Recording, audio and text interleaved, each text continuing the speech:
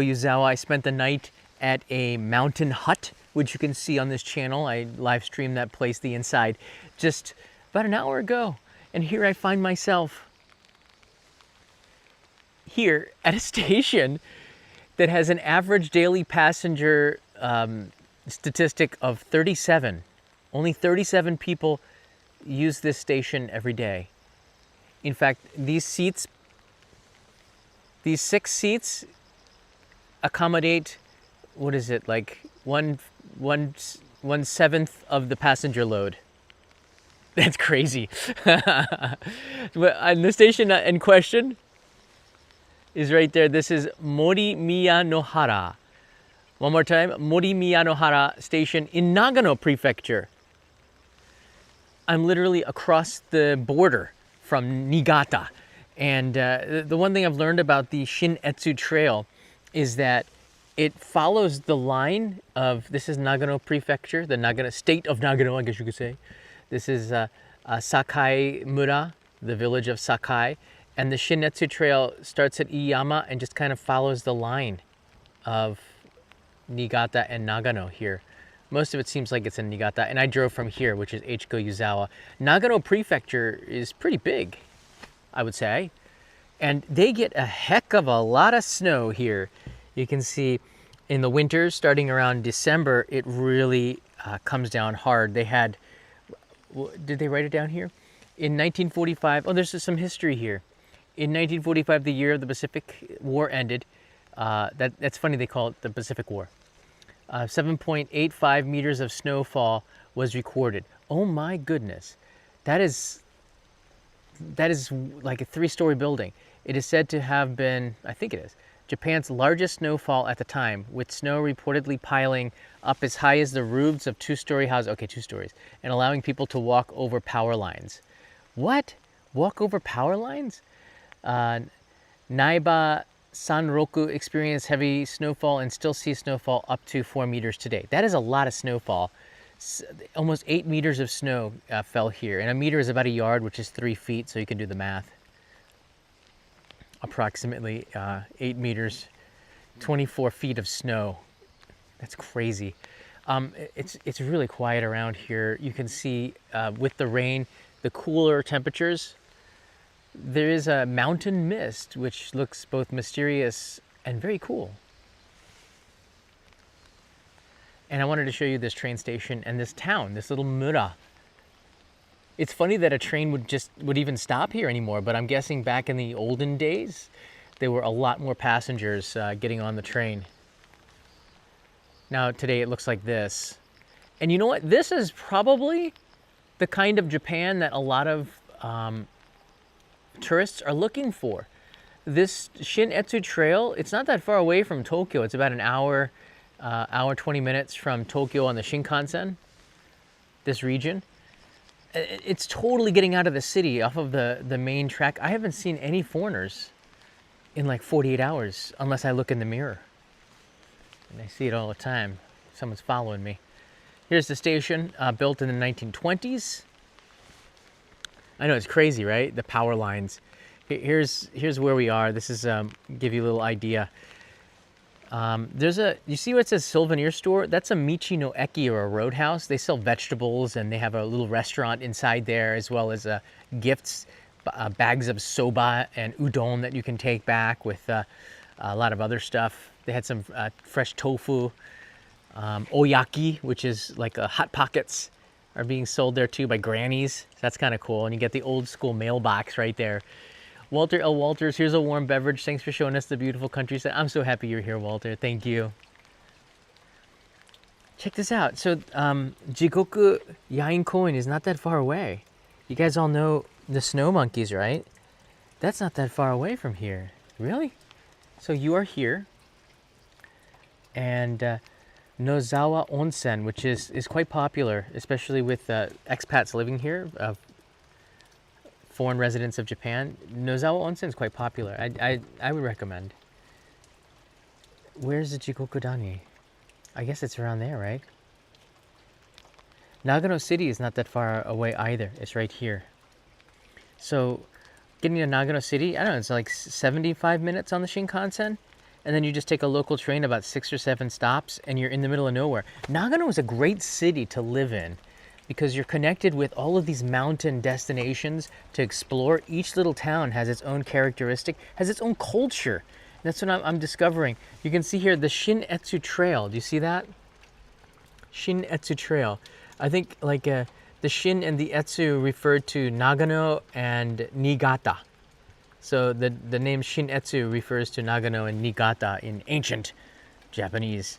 And again, you can see the trail, this green line. Well, it goes all the way out there. It seems to follow all along the border of Niigata and Nagano. That's kind of cool. A little bit of history here. I know this because I also follow the Japan Long Trail Association. This is just a screenshot of the website. They have it in English as well, but look at all the trails and hiking trails. This is the site that puts together all the hiking stuff into one place, which is really cool. The Shin-Etsu Trail is one of them. And they have some videos and doing stuff here, and I'm happy to be here covering the long trail here. In the current Japanese lifestyle, the public interest of nature and health or orientation has increased. The increased originated from the walking for health boom in the 1990s and has expanded into walking tourism movement. I get that. I like walking. This is a big one because 70% of the country is covered by mountains. Japan is actually an amazing country to which enjoys spectacular nature and cultural heritage. That is so true. The Shikoku pilgrimage, the Ise Grand Shrine pilgrimage, there's lots of pilgrimages that are very famous. They document it on that website. So I can put a link in the description if you're interested in it. There's so many different hiking trails around here. I'm coming back in, I guess, October to take a look at some of the nature, to look at some of the hiking trails for Shin-Etsu. Maybe even get a house down here. It's such a beautiful area to be hiking. The trails are beautiful. Even during the cherry blossom, look at that. This is I'm just showing you some of the pictures here of the area. Here's an onsen right in the middle of the mountains. Look at that. Very famous for skiing. Wow, they did a really good job with this poster. They're selling it to me. Look at that old kominka. Nice. A lot of foreigners have moved into here and renovating old abandoned houses as well. So it's one of those areas. It seems like there's a lot of rust, but it's getting wiped away and replaced with a new coat of paint. This is crazy. And Nagano blueberries are so good. They're expensive, but they're so good. I've been munching on them for a while. So if we just take a quick look-see here, there's like, as I said earlier, the history of the station is hilarious. I mean, the statistics here. So it opened in 1925 with the privatization of the Japan National Railroad on April 1st, 1987. The station came under control of JR East. And passenger statistics in 2017, an average of 37 passengers daily boarded here. I think that was a while ago. It's probably less. I'm going to say it's probably less. 37 passengers for this station. I don't know. It's hard to justify the cost of keeping, and it's a pretty big building. They have a restaurant inside there, but it's hard to justify the costs of keeping such a station running, and that's what I think the greatest worry for JR is, you know. It's very quiet here. I'm making the most noise in like a year. As you can see the tracks going by here. This is I believe this is the Shin-Etsu Trail. Right there.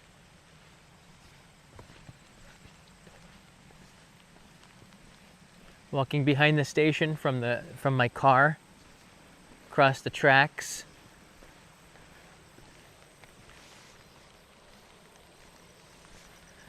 This is the Shin-Etsu Trail, I guess.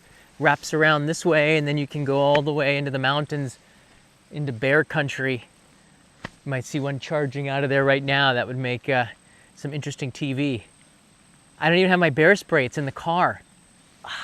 You gotta look. The bear spray is useless unless you carry it with you everywhere in bear country. But it's a pretty interesting station, wouldn't you say? For 37 passengers a day, almost 10 years ago. It's got to be like 32, 31, maybe even less now. But I don't know. There's a lot of foreigners moving in, I've been told. So I'd like to learn more and meet more, and that's why I'm here. The next train isn't for a while. This is on the Iyama line. Do you guys know the Iyama line? No? No. Iyama line departs 1, 2, 3, 4, 5, 6, 7. 7 trains a day. I'm surprised there are that many that stop here, to be honest with you. The first one coming in from the other way is at 5:37 in the morning. Last train is 7:47 on going both ways. 7:47, and if you are late, you are stuck here. Next train is the next morning. The train line itself, let me pull it up here, is fascinating. The Iyama line, a lot of these stations don't get a lot of love either. It's very, very rural. Is it Ichigogawa Guchi? Trying to read the kanji there. And on the other side, is that Nagano? Yeah, Nagano City. So from Nagano City to get here, it's 1,250 yen, or about $8. Let's say $8. And there's Iyama Station for 590 yen. That's the big. You can catch a Shinkansen at Iyama. Right here. I think I can pull it up here. I got rain on my. Right there in the center of your screen is Iyama 590. That's a Shinkansen stop, I believe. Driving here is interesting. You can see that's what it looks like, the roadside. Driving in Japan is so easy outside of the city. It's just like beautiful to drive on these S-curves, and you see the mist and the mountains, the small hills going through town, the little one post office, one convenience store. Iyama is now in the big leagues. I'm going there in about an hour. I'm going to go and have lunch with another guide and somebody who is hunting bears or trying to keep the population in check, which is a problem. I'm really looking forward to it. He's something of a celebrity to me because I've been researching it so much. I've seen a lot of his interviews, and I might be a little starstruck. He runs a ryokan, or traditional Japanese inn, here, so maybe I'll stay there next time I'm here.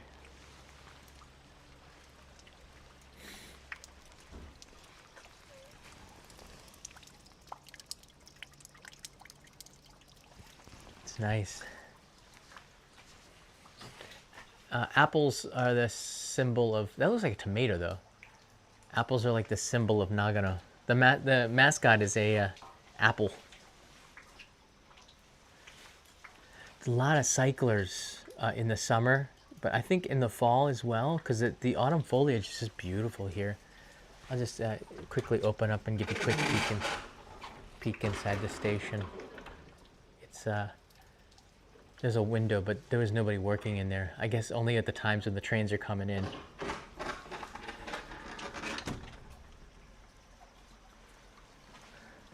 If a bear did come, I would probably go back inside that building. I wonder if they have thumbs in order to open the doors. I think they can open it with their snouts. Here's the entrance to the restaurant and the bus.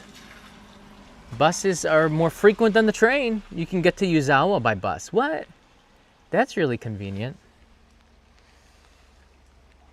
Like some of this, like what I'm showing you right now, this might be the only image of the schedule on the internet, actually.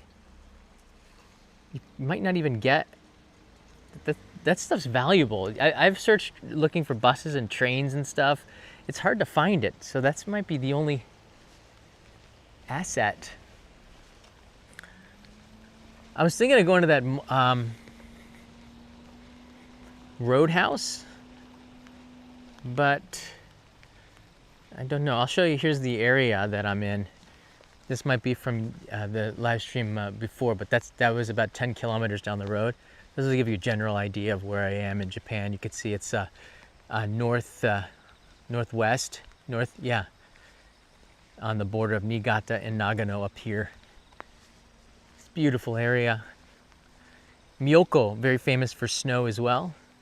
Not far away from Hakuba, where the Nagano Olympics had some events there. Beautiful area.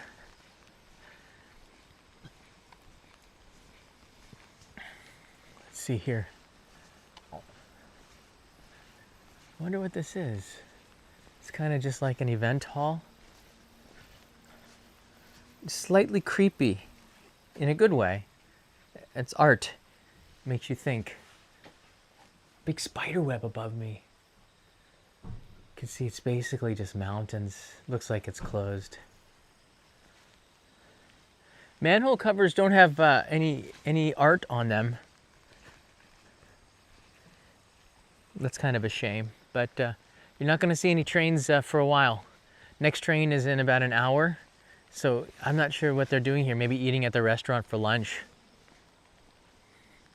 That's probably what it is. I drove, this is driving into the town. I put it up on a suction cup and got a pretty cool shot going through the Twitty Gate. That's about 20 kilometers here, the drive around the mountain there.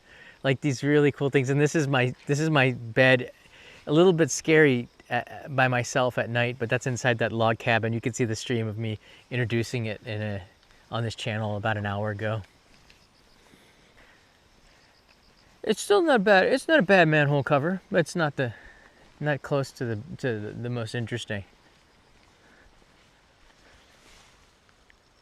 Certainly more interesting manhole covers out there.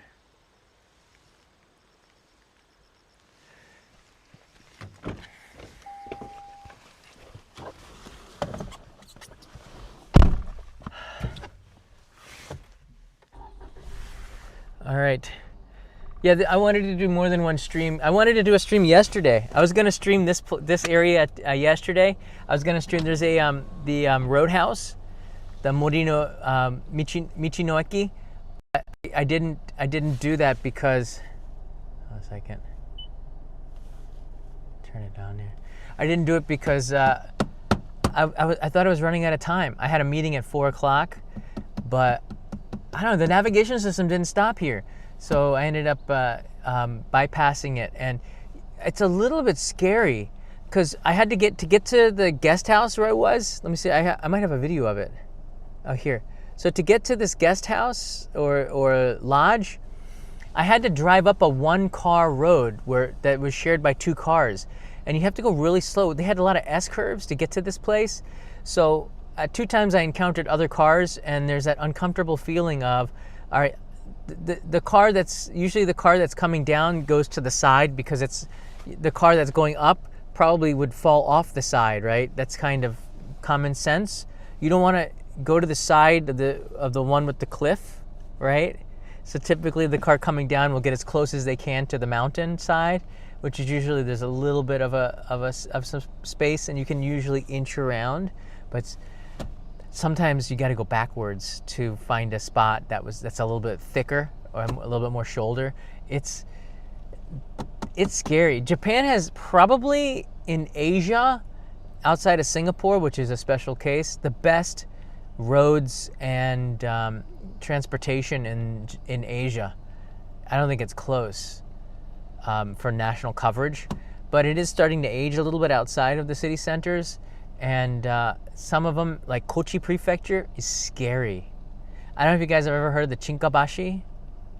The Chinkabashi is these bridges with no sides to them, so the water can go over them and flood over the bridges, but most of the time it's not.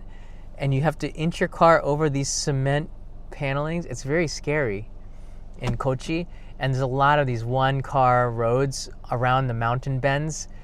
You got to go slow, and you have to have like 3 cups of coffee and be like this, so you make sure that you don't hit the cars. I'm always afraid of a tourist who doesn't know and is being abusive and might just drive right off the cliff. So I'm trying to hug the side of the road if I can. But if you're coming the other way, you're not. You're hugging the cliff. That's scary.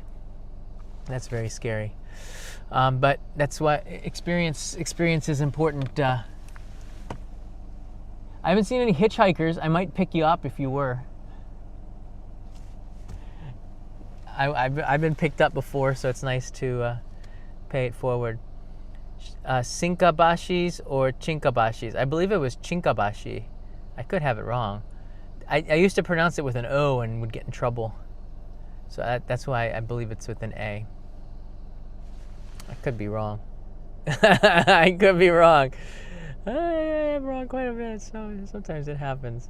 But again, this is a place with passengers. 37 a day, folks, at this station. It's a sample of Japan. If you want to, you can type in where you're watching from. It's always kind of cool. See that? Oh, I want to say thank you to, we got one Daimyo supporter on Patreon. Big shout out.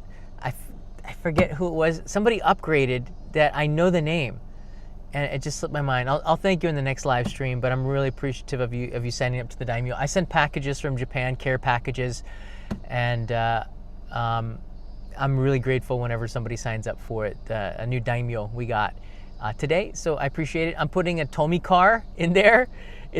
Get this one, okay? It's a Mr. Donuts it's like a Matchbox car, but it's a Mr. Donuts Matchbox car that's going to be in this month's packages, along with the Taste of Autumn. So there's going to be more chestnut stuff in there. Last month was melon, which is summer. So this is more autumn, so we're going to put in some chestnut stuff. Maybe next month there'll be some sweet potato stuff. These are like confections from Japan. It's just so popular all over the place. But I'm so appreciative. There are some more spaces if you want to join the Daimyo tier. It is open for everybody, and I send packages from Japan. I love to do it. They've been arriving. It's valued under $100, so I can send these things from Japan, and they all arrived within 3 days, 3 to 5 days for EMS, which is the Daimyo Express, and I think about 10 to 14 days for the slower mail. But it gets there, and the food is usually we'll make it okay. Now that it's cooling down a little bit, I think that I can send chocolate again, because chocolate would melt. If I don't send it this month, I'm going to send it next month. The apple pie Kit Kats are back. Apple pie Kit Kats are back, so I'm going to put a whole bag of them in the box either this month or next month. I'll make sure I get enough for everybody. But they come in a purple bag. It's supposed to be for Halloween. It's a little bit more expensive this year. I think, the price has gone up, but they're so darn good. So they're going to be going in a Daimyo package for the supporters there. And the postcards are going to be sent out this week, probably on a Wednesday. We got a visitor. All right, guys, thanks a lot. I'll see you in another. I don't remember if I liked them. They tasted really good. I like the Japanese sake and strawberry mochi flavored one. That was really interesting. They had a cucumbered flavored one, which was just weird. The wasabi one's okay, but a lot of them I don't particularly like, but this one I do like. Oh, and they have a Mambaran Kit Kats, which are the chestnut dessert ones. Those are really good too. That's out right now. And I haven't seen a lot of flavors changes with the Kit Kats recently for the normal bags, but we're seeing a lot more now, which is good. And the apple pie ones came out about 5 years ago, and I'm glad to see them back here. Yeah, the Sakura, Japanese sake Sakura flavored Kit Kats were probably one of my favorites. And that was about 5 years ago. I might still have a bag, but it's certainly past expired. I have a archived collection of stuff I should not keep in the house that Kanai does not like, of snacks and beverages. What are you gonna do? I still haven't gotten the cherry postcard, Walter. Walter, well, if you don't get a postcard, all you got to do is send me a direct message on Patreon. I just send it out right away. You probably should have gotten it by now. It's been about 3. Those postcards went out a little bit later because of Obon, so it still could arrive, Walter. But send me a direct message on Patreon, and that's all it takes, and I will put a new one in the mail.